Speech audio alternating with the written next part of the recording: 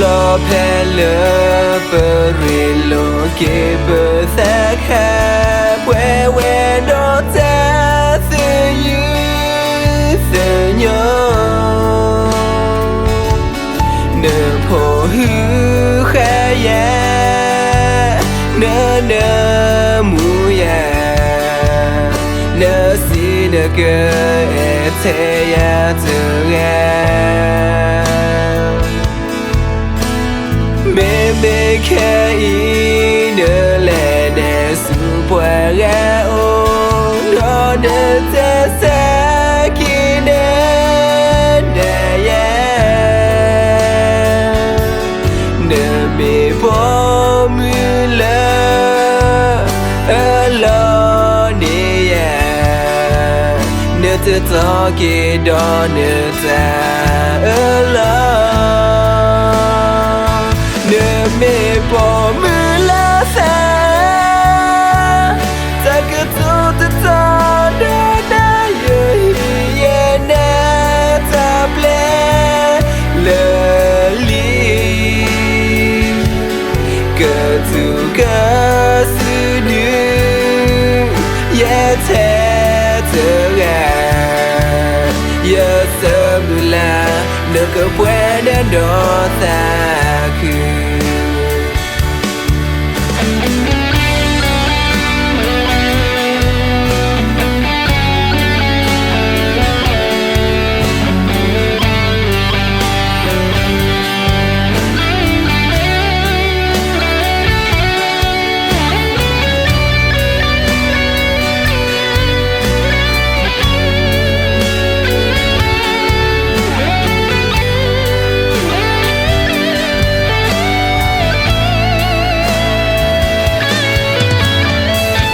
lo pelle perilo che berthaka we no ta the you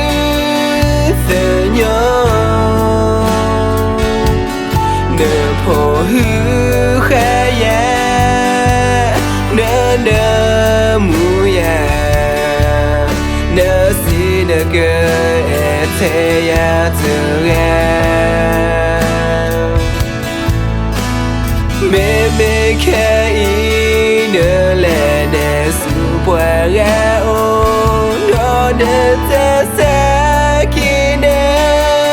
de ya ne me po mu la lo ni ya ne te to ki do ne ta lo me po me la sa ta ke tu ta da ye na ta ple le li